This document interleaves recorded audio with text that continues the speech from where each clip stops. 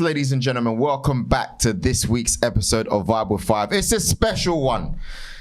Usually, I don't get excited to see them guys from the other side of North London, but this one we have to pay homage, man.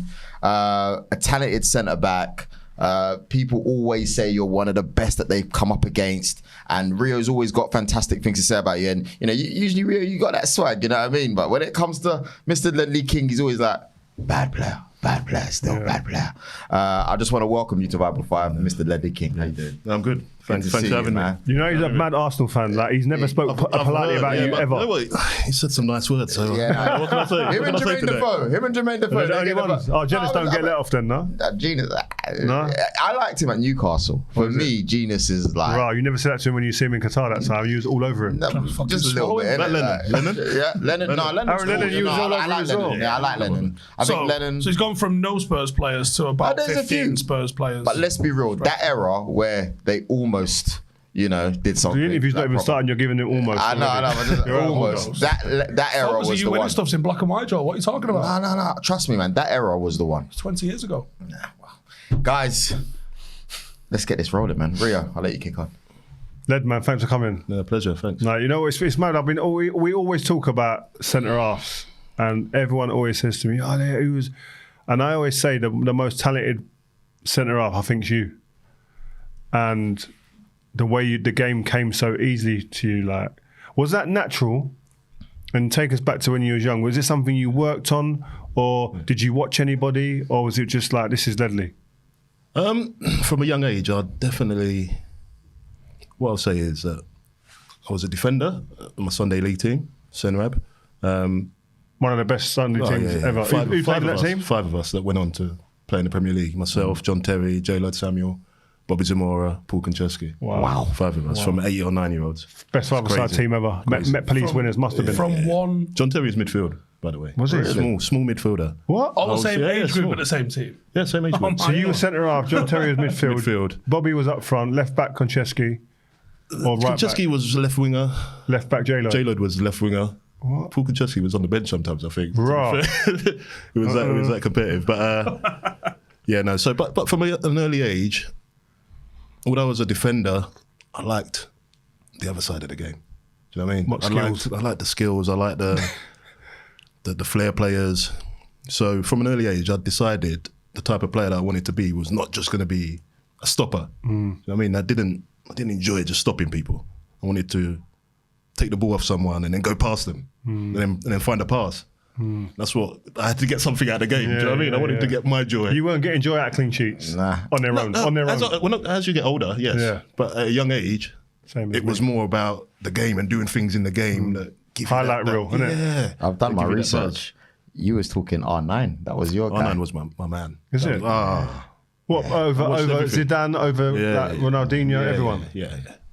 From the age of maybe 14, like, watched every game that he played in. R9? Yeah, every game they played in. To the point where I thought that if I ever played against him, it would be crazy because I feel like I know him so well. I feel like I know him so well.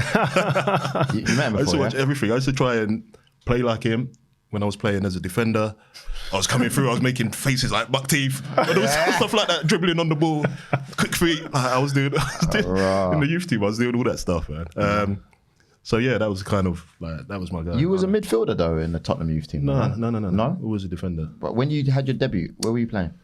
My debut coming at left back, but then George Graham was my manager at the time. Yeah. He saw me as a midfielder, not a defender. Okay. So then he put me into midfield. So yeah, when I was first playing in the first team, I was playing midfield. I remember you playing midfield for England.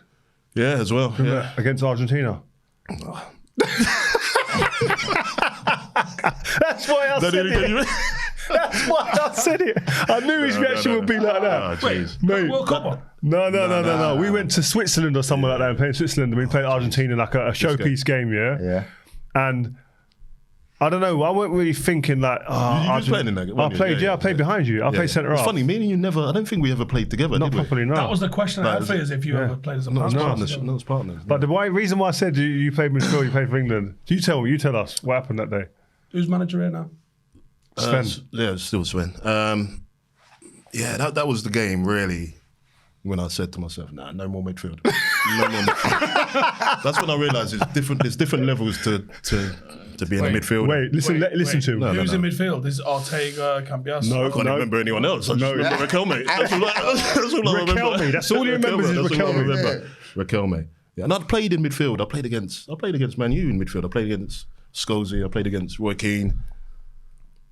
But this game felt different. Yeah. He was just, and we know what Scholes is like, how clever he is. Yeah. Can't get the ball off him, can you? You know what I mean? Plays it off first time.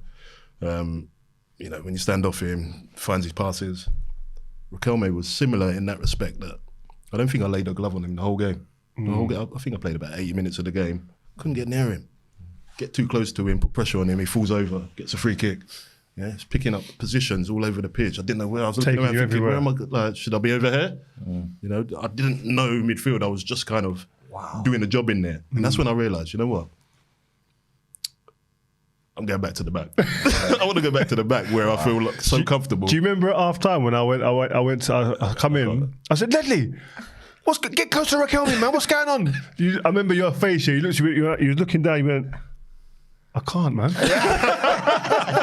And I just stopped myself laughing in the changing room because I thought, this guy must be bad. Yeah. If he's saying that, he must be bad.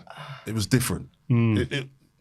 Centre half never felt different to me. Do you know what I mean? You're playing against top players, but you know your stuff yourself. Do you know what I mean? You always feel like if I play well, I'm cool. Did you always feel that? As a centre half, did you always think if I'm on my game, no one can trouble me? Is that what you felt like? I don't say no one can trouble me because you can still play well and people will still, give you some trouble at times. But yeah, confident enough to know that if I played well, it'd be fine. Everything would be fine. Always felt kind of quick enough, running both ways on the turn. Do you think that's normal? No. I don't think that... No. I could bring 95, 98, 99% of centre-halves here and they would say opposite to that. You played... So I heard you talk about R9, for example. You played against him. I didn't play against Messi. I think these players would have made me feel differently. Differently. Like, bad night's sleep, worrying a little bit, But at the same time in the back of my head thinking that if I do my thing, I'll be all right. Henry was the best striker for me in the Premier League. Was he? Yeah, for me. Go on, why? Drifts all over the pitch. Love that out on the left wing. You can't go out there. When he comes inside, gets a head of steam, he's dribbling. That's a problem for you. Do you know what I mean? Could run in behind you, skillful, strong. He had everything. He was the one player, the one striker that I felt that could embarrass me if I have an off day. Other than that, I didn't really feel like that. So like with Rooney, like you weren't, Van Nistelrooy, Rooney, Ronaldo, like you weren't feeling that. Ronaldo was a winger. He was more of a winger, so a bit different. Rooney, quality, just like Berbatov, quality, but not in the same embarrass you way. Van Nistelrooy, I felt like he was more of a box player. I didn't fear him outside the box at all. Felt like he comes alive in the box. So them like if you put that Mbappe types, like that can run and do you with skill as well. The ones that you're more fearful. And I suppose little guys as well was always a little bit the one I didn't really like that much. Defoe. Like Jermaine Sharp. Again, that one can kind of embarrass you because they turn so quick. Michael Owen. Owen was more pump Michael Owen. Not. I didn't really feel it in terms of footwork. Just in terms of getting behind you. Owen was getting behind you, but he was young. I was quite young. Didn't play against him too many times when he was like rapid. When he was rapid, Bellamy was another one. He was a little bit like that, like a bit like Owen in terms of like he could rinse you. Yeah. Is that what you guys fear? Because that's the common theme here. Like I want to bring it back shortly to when you actually started. Pace kills, Pace kills. Like someone like a Drogba that's going to go physical up against you. Didn't mind it. I didn't mind. It's the ones that are going to embarrass you. This is what I'm saying. It's all about pride. It's all like we're living in a time where there weren't Instagram and social media where it's even worse. Like imagine playing distress now because you're a meme. It's going to live there for a long time. Whereas us, you missed match of the day, you didn't see it. Getting rinsed, and it's not the life. There's so much more football to see now. But I was the same. I was more on edge. Was you ever nervous, like in games, like before games? Shall I say? Yeah, a little bit. I think the big games, not always. Like some of the big games, I get nervous. I think it was a good nerve though. Yeah. If I wasn't nervous, then I weren't really maybe up enough for it. Do you know what I mean? I was always nervous. Was you? Like before a game, because I was scared of that feeling that could happen. Yeah. Do you know what I mean? I think I was more it's that. unknown. I was more. I don't know if I was nervous. I was more like, please don't get embarrassed today. You can't get embarrassed today. Yeah. So So it's the unknown. Like if at the same time, if I do my job, I'll be fine. But before the game, it's unknown. You have to wait until you get on the pitch for it to happen. That's incredible to think, because to a lot of people, you guys are some of the best that have ever done it. So for me, I think that's incredible. I want to bring it back a little bit. So obviously, you signed to Tottenham like when you were. How old was you exactly? 14. Yeah, and you obviously, like, there was a few of your mates. I've done quite a bit of research listening. Shout out to the guys on the Duty podcast. That was a really good one, by the way. And literally, you had a few mates that you played football with, and then they just went off and they did their own thing. When did you realise, this football thing, I'm actually going to make it, I'll say probably around 11. Raw. But hold on a minute. Whoa. But if you ask any 6-year-old or 7-year-old now, they think they're gonna make it. No, but genuinely, it's like, did you go at 11 like, it's naiveness. I'm better than all these, man? I didn't really know. I just thought I knew. Yeah. I was confident. When did you really know it? But without really knowing. I'd say the first time I had a feeling was when I went to secondary school, and then all of a sudden you're playing with kids Older that are older ages, than you, 4 years older than you, and stuff like that, and you Still realise you're doing the it. best in the school. So then you realise that. Wait, okay, was you seven. best in year 7? yeah. Yeah. So then you realise. Right, I weren't. But then you realise. I was one of, but I wasn't the best. Is it? Then you realise, okay, so I am good. Everyone's gaslighting you up and that. That's in the school. You get that kind of feeling. Yeah. And then probably when I walked in the door at Tottenham and was the best player by far probably at 14. Wow. In the youth team. Did they at the play up time. a few ages? Wait, you're 14 playing youth team and you're the best by No, far. not youth team. In Schoolboys. the schoolboys, yeah. But when I walked into the building, Yeah. you're coming into a big football club and It was crashy there them times. yeah, quite true. Yeah. I take back by far, but no, but then you start to and then you can see that the coaches, they're supporting you, they're giving you everything you need to kind of go on and do well. And then I suppose England under 16s, but before that I wanted to be the best player in the world. That was in my head. I wanted to be the best player in the world. But then when I went to England what? under 16s. And then Who was played there? against some teams like Spain, and I realised there's some number 10s around. That's not me. Who was there? Who was the names? Who was the names? Remember? Or in your England team? I think I might have played against in my England team. My England, under 16s. No one really, hardly anyone really come through. Wow. Under 16s. There's people like Lee Canaville. Oh, yeah. You remember him. I think Jeffers. I think Franny Jeffers Right. was there. You think playing for England at 16s, you Practically made should it. make the Prem, shouldn't you, really? Yeah. A lot of them didn't. do. Not a lot of them do. A lot didn't. But that's when I realised, okay, I'm not going to be the best player in the world, because I was only used to what was around me at the time. But then when you took it, Was you playing midfield then or national, defence? I was defender. I was always a Okay. defender. How was Crouchy them times? Could you have seen a was good. career? Could you have Crouchy seen? was good. Did you think Crouchy would have a top career like he had? I was a big fan of Crouchy's. I was a big fan of his. Like, as I said, I like the nice things in the game, and Crouchy was like that as well. You should take him to your estate or something, innit, and play football in your estate. Yeah, I used to take him. We had a cage. I had a cage where I grew up. So, but Crouchy loved all the things that the big man wasn't supposed to love. Like, Skills, like skills. Yeah. Doing nice things. So we were the same. Yeah. I was the defending version. He was the attacking version. Weakest points for both of us were heading. no way. It was our heading. We were good with the ball. Crouchy. Yeah, Crouchy. You never was, seen him jump? You don't jump. But even at that age. He kind of falls. Yeah, because you know what? His head stays the same place. When you're young, you don't hit the ball that much. Especially in the best And team. you're different, and you don't. Back then, you didn't really train at it either. It's something that most people have to develop. And then that was probably my weakest point. Crouchy's weakest point. Everyone expects him to be so good in the air, so dominant. And really, I think that's why he had to leave, because what everyone thought he should be, he wasn't there yet. But he had so much more. Okay. And once he developed the heading part, then he was able to kind of come back, and he had a great career in the end. So you see those number 10s that are running rings around you. Do you remember Who was it? What? I'm not going to say there was running. I'm not going to say there was running rings around me, but Sorry. you know when you see a player that just moves different, they're small, they're silky, they're different. They're different. So that's when I thought to myself, I want to be the best defender in the world. Yeah. Before I wanted to be the best player in the world, but again, that's naive, young. Just knew what I knew around me, just playing in England, and the players I play against in England.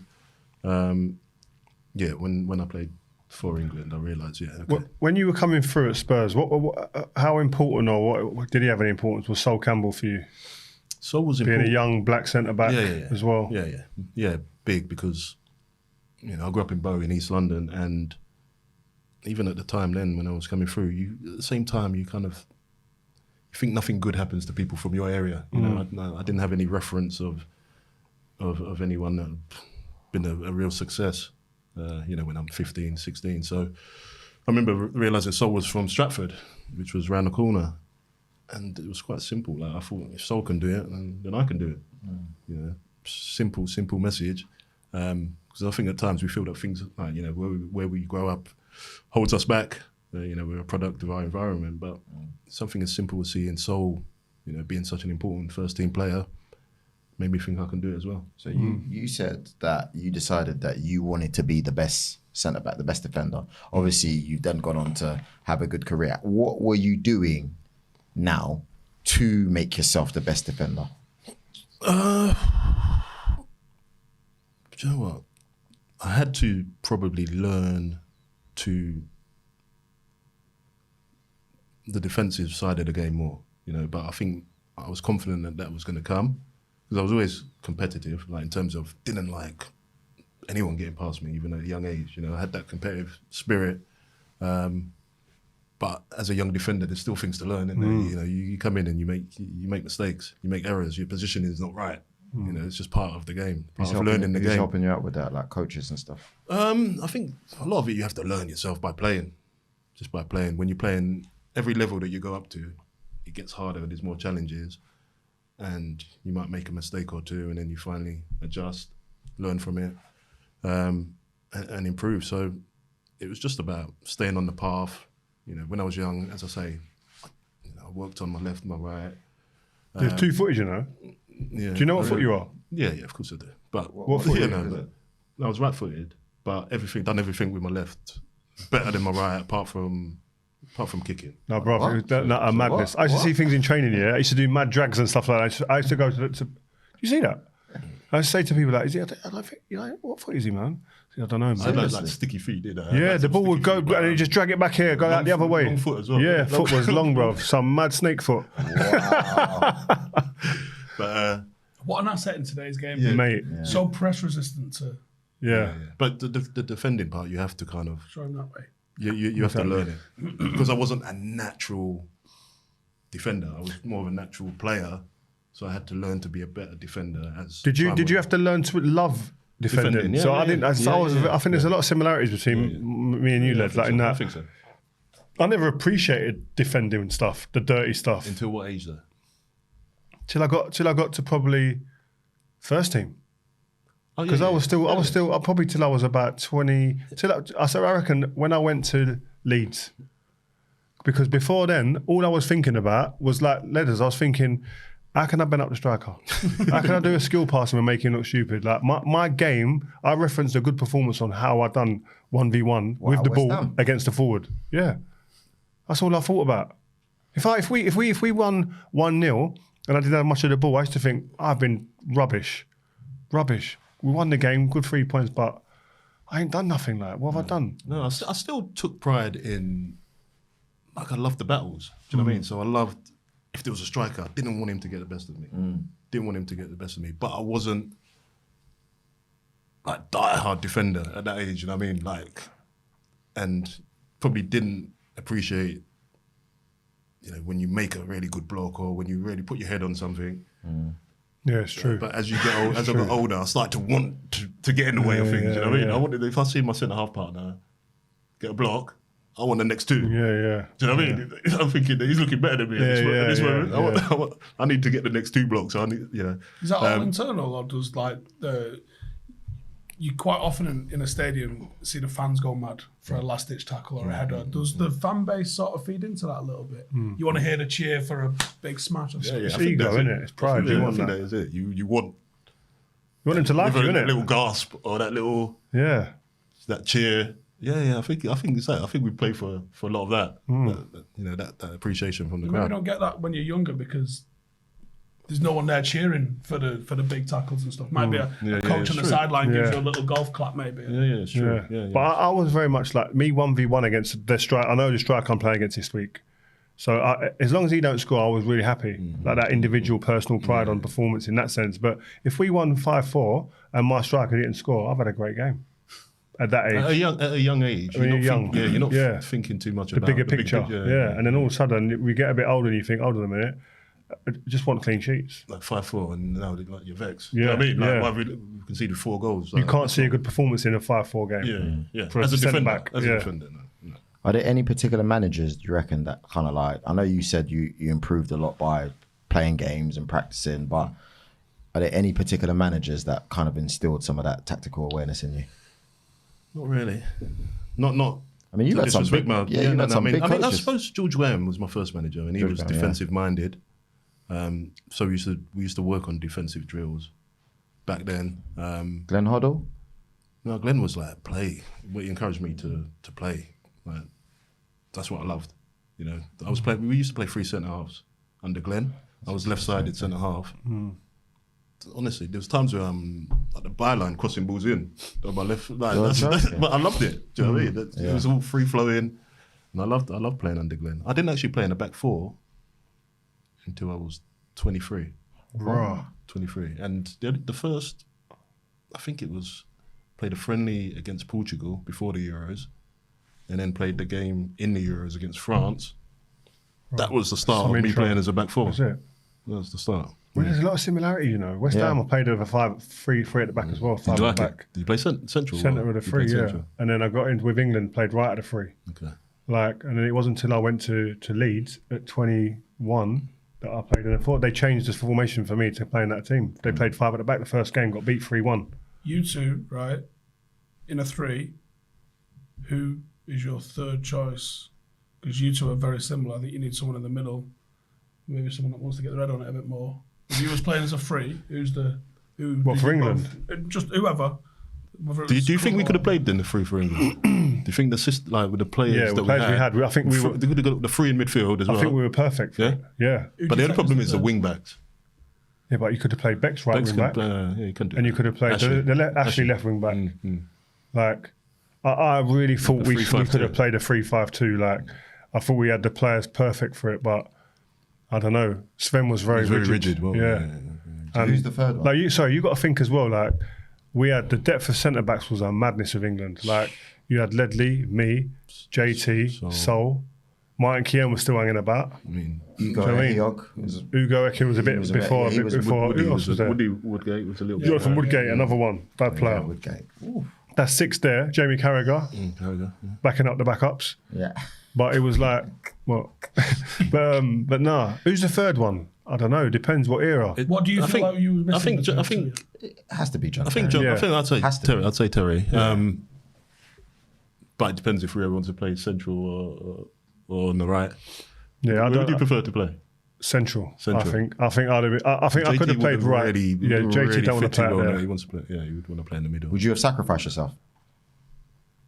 Yeah, I think you have to. I think that's part of football. You got to give a bit sometimes. That's going to be more beneficial for the team. Yeah, but you got the ability to be able to play on the right. Yeah, and especially when I was younger, I would like to get up the pitch. Yeah. So I would have been good on the right there. Yeah. JT centre, Ledley on the left. Sol centre would have been all right as well. Oh, yeah.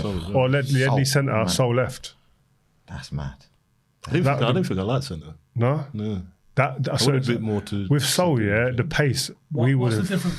So, yeah. Because I think the wider one will surely get with run a Sol, bit you need more. to... I think Sol needs to be in the duel. He needs to be fighting someone. Yeah. I don't think he can sit and watch and... Yeah, no. He's going to the battle. He could sprint and cover and do that, but I think he's more of the duel. So, Yeah. Not as much the reader probably. Yeah. What do you say there? Who's our current defenders in today's football? England. So let's go to that. And that's a good point because we always talk about this, Led. Yeah. In terms of when you've coached at Spurs, and we'll get onto that in a minute, but like, what do you see the big differences between, like, we just spoke about a number of centre backs there, the depth that we had in our time. What's the difference between the defenders then to now that you've seen?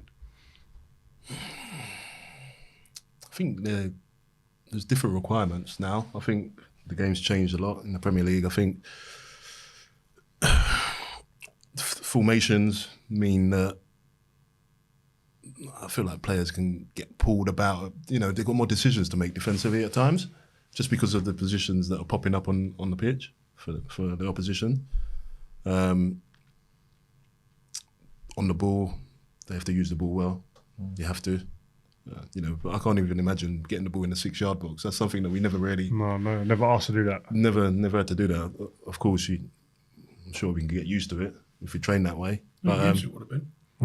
Yeah. But with that, you have to have options. Yeah. The problem is, when I was coached, and maybe Rio the same, is that we never had options of play. It was just get the ball from the back and play what you see. If someone come towards you, then you might give it to them, you might not. Now, you know, they train on these things. They train on playing out from the back. You know, if he comes, he can give it back to you. If not, he can go there. If, you know, then there's this option. There's that. We didn't have that so much. It was I don't remember doing a session playing out from the back. Wow. I can't remember a session playing out from the back, like setting up a phase of play from the goalkeeper. Restarts like that, never. Well, now I'm sure they do a whole session just on that. There's playing from the goal kicks, and then there's actually there's phases through the pitches as well, like a little bit further on. There's another phase, you know, where sometimes the midfielder comes in, you know, the fullback pushes on, or sometimes now they're going in midfield, or so there's different rotations for different actual phases of the pitch. Wait, sorry. You didn't answer it. He's a politician. Sorry. Yeah. Is it, but the defenders better now or the better then? They do different things better now. I can't say they're better now because of the defenders we just named. If we're talking about straight defending, though. They're also not playing up against the same amount of strikers. Yeah, and plus we used to have to play against 2 strikers a lot of the times. 2v2. Yeah, so everything's changed a little bit. But as I said, it's different because I do see that there are problems now for defenders in terms of can I, you know, because players are just popping up in different positions. They're the questions I used to hate. What's that? I hated that. Can you go? Do I go in or do I stay? Do I stay like the okie dokie? Because if you go and you leave space... But there's the ones where you go and you know you're late. You know you shouldn't be going. The voice in your head's going, no. I think that's a product of, like, to me, it feels like teams now are 11 central midfielders. There's no specialists anymore. You're not really seeing specialist defenders. You're not really seeing a lot of it. And I feel like that's the negative. I don't think there's been too many negatives of the technical sort of schooling that people get at academies. But I feel like the generalisation of players means that you don't really have those out-and-out specialists that you used to have anymore. Maybe. I think if you look at the strikers, for example, it's different now. You know, like we said, it used to be 2 strikers, used to be wingers. Now it's like, you know, the wide forwards, 1 striker who has to do a bit of everything now. The number 9, you know, he has to score goals, but he has to link play up at times and hold the ball up and do a bit of everything. So roles have definitely changed, but I think maybe we've just been behind in England a little bit more. I think some of the other countries might have been doing some of this stuff before. And I think we just kind of adapted because of the foreign influences in this country now that we're changing it up. Do you think you should have played for England more? Because I'll tell you when I think I should have had a chance was when it was the Euros and I started the France game. Done well in the game. We lost 2-1. 2004, yeah. So that was my third cap. Yeah. That was only my 3rd cap at the time. But I remember there was players already disillusioned. Yeah. About being in the squad and not really getting chances. But I didn't really believe that. And then I played the France game, and then straight after the game, I'm sure that I remember hearing something about a poll saying should I play the next game? It was like 99%, yeah. And then I was out for the next game. Who come in and played? JT.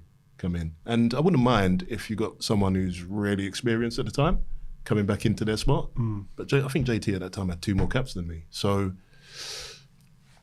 I thought maybe at that point that should have been mine to kind of lose. You know what I mean? So that was kind of when I thought to myself, you know what, it's going to be difficult for me to actually play at centre half for England. What's it like when you're going into a squad like? Because I remember Carrick was like that. Yeah. Michael Carrick. Did you speak to anyone like Carrick who's going through similar situations? No. What's it like for you to go to a squad knowing that I ain't really going to play? I'll tell you, I got lucky was that I ended up playing in midfield. So that became the next kind of position where I kind of started playing games. So as I said, I think I was 23 at the time of the Euros. By 25, 26, I'd already stopped playing for England. Wow. Really. So. What do you mean? Just stop getting picked? No. My knee. Your knee? Knee, knackered. So in that spell, I played some games in midfield. So although I didn't get in my favourite position, I was still kind of in and amongst it, still getting game time. So I still felt like I had a chance to kind of be involved when I went with England. You were made captain in 2005, Spurs? Okay, maybe. Yeah, 2005. I've been doing my stuff. When you look at your leadership, speaking to other people, even people that we've had on the show, they always said you had a different way of speaking to people. Even now when you're talking, meticulous explanations, where did you develop that style? Because a lot of your era, it was straight, what's happening? Real aggressive, the keys. How comes you were so different? What's that about? I think you just got to be yourself. I think the first captain I had was Teddy Sheringham. Sol was captain. He left. I think Teddy come back after that and was captain. And then Jamie Redknapp come to the club for a little while. He was captain. I was kind of like the second captain. Then I kind of took over from that.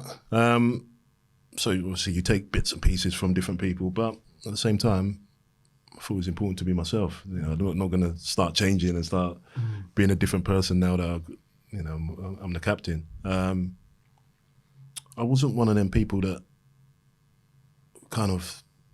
I understood honest mistakes on the pitch. I think they can happen to anyone, so that was never a problem to me. But if someone was taking the piss playing, that's when you give it to them. But I wasn't one of them people that wanted to be seen with my arms doing this and shouting like that. Do you know what I mean? That didn't. I kind of would find a way to talk to my teammate. It's funny because we've got a clip here that I want to play from Aaron Lennon, and he's someone that he strikes me for. He would need to be spoken to in a particular way. He doesn't mind someone speaking to him straight up, but there's times, and I thought this clip was a real good testimony of your leadership skills and your defense. Was it as a captain, as a player? Honestly, as a player, honestly, like really honestly, I'm not saying it because you used to be the best for me as the 2 best I've ever played with. And Ledley, obviously when I first went there, he'd had I think 1 knee surgery, but he was still training every week. Yeah. And honestly, I've never seen a player do what he could do. Like, he'll pull it out the sky, so the goalkeeper kicked it, and he'd control it on his opposite foot, on his left foot, and just block it and just drop it dead. I said, Led, how come you control it on your left foot, like you're right-footed? And he just be like, I feel more comfortable that way. And he just dribble out on his left side, play. But he never fouled people. He never had to. But honestly, like I said, he was ridiculous. And also captain, he was one of them, like, he never screamed and shout, but if he needed to, sometimes, like I said, with me, like I would get frustrated when I was younger if I was like, even if I wasn't getting service, and I would like half time I could be like just kicking off, but my head would go down type thing. And he would come and just sit and have a couple of words, quiet words. And that's all he did. He'd just do that. He'd just pick people and have quiet words rather than screaming and shouting type captain. But he was, like I said, used to was the 2 best centre backs I've ever played with. Wow. That's nice. Yeah. That is. How's it feel? How's it feel? Listen, man like Aaron? Do you know what? It's actually sending little chills down my honestly, Azza was a great guy. But what I will say is that because I only did that small window before I was injured of kind of being the captain before I'm taken off the training pitch, it made it difficult. So all of a sudden, you become a bit more selfish but also you want to stay away. So when you don't play, when you're injured, you're kind of embarrassed, aren't you, to be around the team. So I was doing my own thing. They were training. I was going in the gym. I was going. What would a normal week be like with you, training wise? So Monday, then you got a game Saturday. What would your week be like? Monday. So coming off the back of the Saturday, my knee would just blow up. So throughout the week. It was a cartilage issue, wasn't it? Yeah, I mean, I had no cartilage in my knee, but I had something called microfracture surgery as well, and it was just never the same. So I'd be in the gym all week, strengthening my muscles, doing some swimming. Nothing, no cardio, really. I say swimming. I couldn't even really floating, swim. just floating. I was just stretching in the water, and you know what I mean, getting movements. And sometimes on a Friday, I'd go out and my knee still felt terrible, and I'd just walk in. Some days I'd train on Friday, and then Saturday come, I'd play. Because I used to start really, I didn't want to be on anti-inflams the whole time. So I used to start taking them towards the end of the week more. And I knew kind of Thursday, Friday, and then a couple in the morning on a Saturday. Wow. That was kind of get me to the point where I could get enough movement in my knee that, okay, I can play. Do you hear what he's saying, bro? That is a madness. Like, no cardio. If I didn't do no movements and running during a week, I was in panic stations. Yeah. I needed to be ready, like, to train. I don't know how you done that. I had to pretend that fitness didn't matter. I had to say to myself, "It's not athletics. This is a game of football, and I had to play football." And then you become a bit more clever. You become, you know what I mean? You don't, because before when I had my legs, I'd want to get involved a little bit more. Now I'm not. You know, sometimes I'm not even going up for corners. Sometimes I'm just staying back, just doing my defensive role, pulling people around, stopping you from running at times, making people, you know, like all the things. I started playing offside for fun. Like I wanted to control the line. I used to say to my defenders, "Stay one step ahead of me. I want to control the back by myself, so that when I'm stepping up, when I'm with the striker and I step up, I ain't got to worry about you or you. I know that I'm in control of it."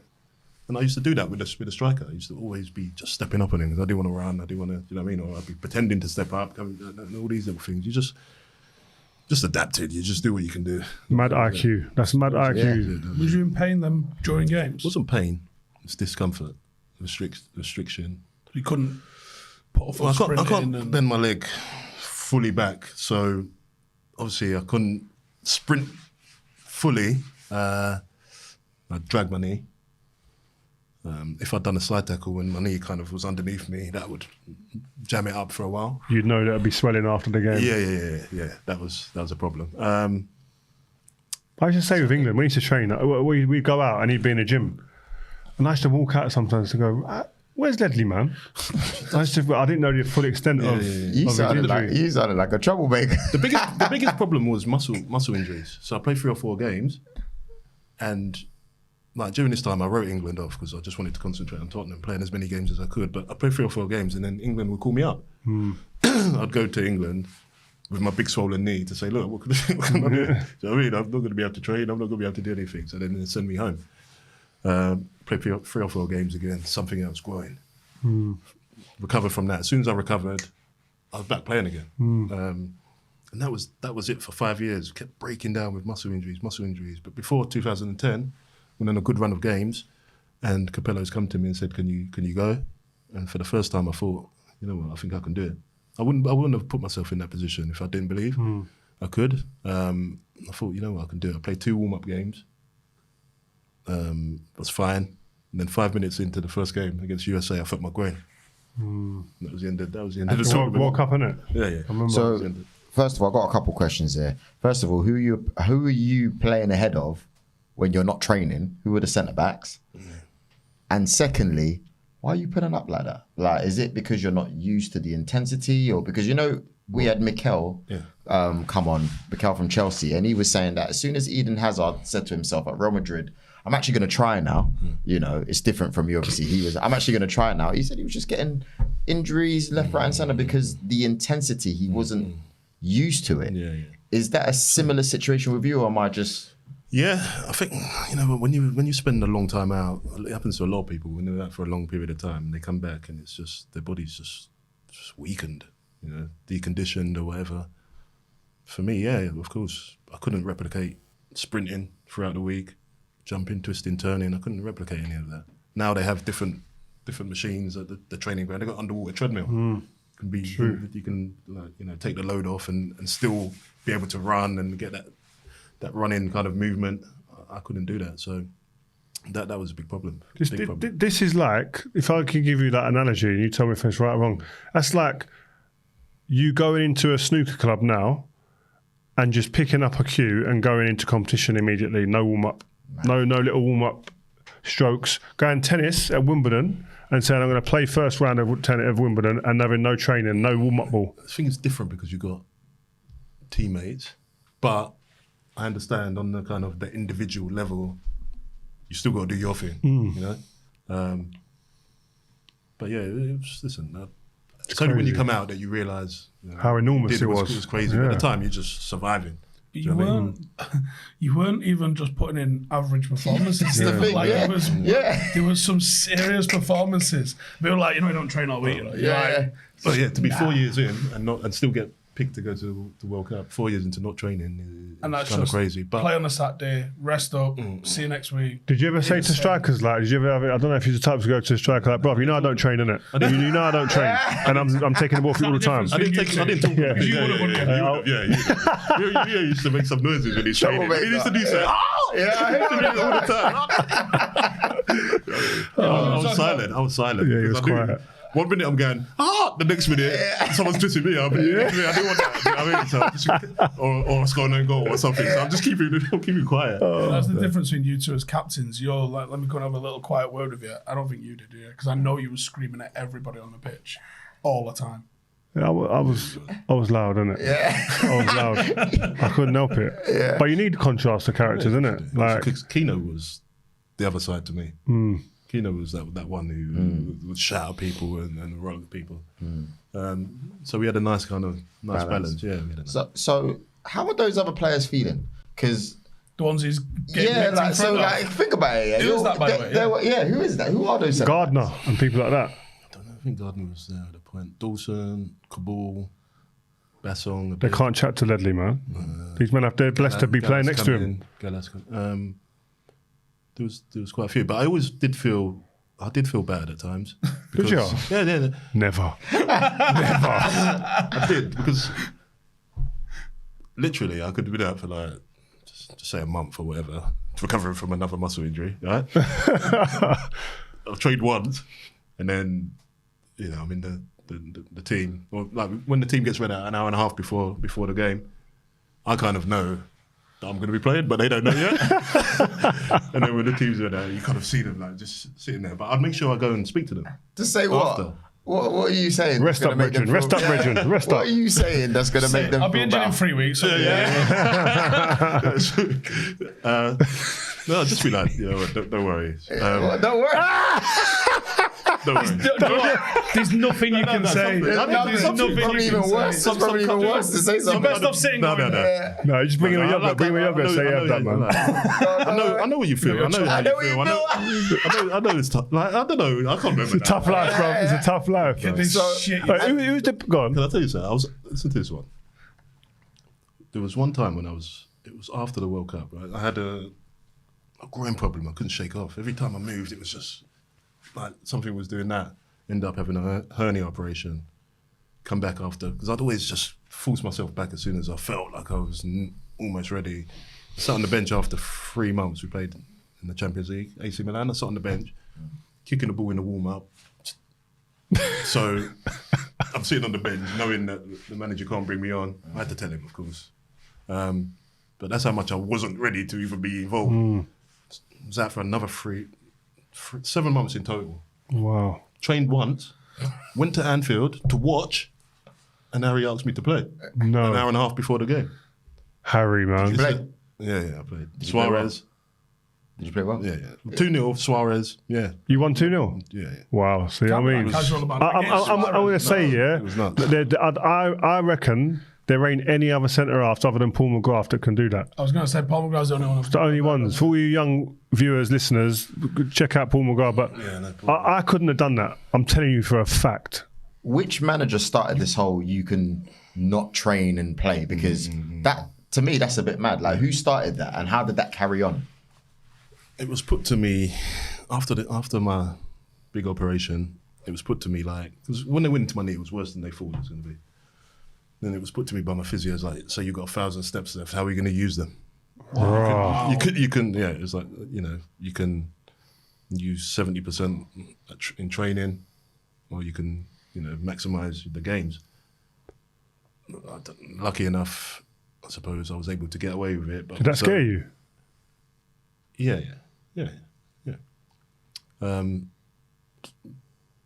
We had, who was the manager at the time? One day Ramos. So it started under Manuel. Then one day Ramos come in and said everyone's got to train. So I had to train. In the end, he saw that my knee would just swell up. And then I think somehow, I can't remember how, but somehow he'd seen the team without me, and then he'd seen kind of the team with me, and then he said, "All right, you don't have to train." Right? So he let me get away with it in the end. And I always said, as soon as the day comes where I feel like I don't make a difference to the team, then I'll call it a day. But during this time, I always felt like I still, just being there, made everyone else better. So that was important to me. So it was Ramos, then it was Harry. I was lucky I had Harry again.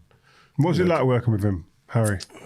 Yeah, I loved him. That was our best team that we had under Harry. It was great because talking about Modric, Van der Vaart, Adebayor was a problem. Bad boy player. Yeah, he's hard to play against. He was one of them people that, yeah, if you're not at it, he can embarrass you as well. Bale, Modric, Van der Vaart. Did you see Bale and Modric becoming what they became? Did you think as soon as they made the moves, like, oh my god, wow? Not initially, because Gareth was a left wing back, left back. He had a wand and he could run all day. So I thought he could be the best in wing back, but I didn't see him being, playing anywhere across the front three. He wouldn't have seen that. Just happened. It's nothing that he envisioned. It was something that just kind of, we saw how much he influenced the game when he was playing left wing, to the point where we just let him play wherever he felt he could do most damage in the end. And Luca come in, and I think in the Premier League we tend to think that someone's too small if they're not, in the midfield position. So we used to play Luca off the left, and then it's only when we brought him inside we saw just how good Luca was. And I think we thought he was a number 10 as well, and he was someone that liked to play deep. He wanted to play, get the ball off the back foot, and dictate things from then. So Luca, I've seen Luca go to Anfield and play against Stevie, and we know how good Stevie is. And I've seen Luca dominate. Give him there something as there. well. I've seen Luca dominate there as well. See the way he said dominated him. Yeah, but what was crazy? He's not surprised. Steve's not even. Who's the best you played with? The way he moves. I'm not hearing anything Outside of the boot. Yeah, outside. Like, telling me Modric is better. He could roll, like, you give it to I'm not going to argue with that. someone up his arse, he dummy, turn, play on the outside. Like, he was. You see when that balance is where you can move. Could he dance? No, this is mad, isn't it? I don't know how players. Luke had some big, strong legs. Yeah, he was just but small, it's the centre of gravity. It's that I don't know how they go from that on the pitch yet to being wood on the dance floor. I don't understand it. It's a bit like Thiago. You know when you see Thiago, he does that fake little. Yeah, but he probably can move though a bit of Brazilian Spanish, isn't it? Yeah. I was gonna say. So, are you seeing that? Obviously, you're seeing it in training. Probably even more. You guys always say that you see the most damage in training. Yeah. What is he doing, Luca, in training to guys? The game's just easy. It's easy, and again, it's not in a. He's not doing it in a flashy way. It's just class. Do you know what I mean? You're just giving the ball and you just watch his balance and the way he step over and Berbatov at the same time. And he's putting things in the top corner outside of I've his boot. just realised that. Yeah, did you have him and Berbatov at the same time? Yeah. I don't think so. I don't think they crossover. Don't think they did. That's too silky together. That'd have been too much. Yeah, I think Who's the best player you trained with? Or played? The best player you played with? I'd have to. Luca and Gareth. Luca. Like, longevity is a joke. Still doing it. But Gareth had that match-winning ability, and I think Gareth was probably third best player in the world when he left Tottenham. When he left, so they're very different. They're very different. It's like Carrick, right? People don't realise how good he was. Do you know what I mean? Like, Carrick was balanced. You know what I mean? Like, I love balanced players. Like, they're just. I love that type of player, and I spent 18 months with him. He was a top player as well. But in terms of the best, I'll probably have to say Gareth just because of that match winning ability.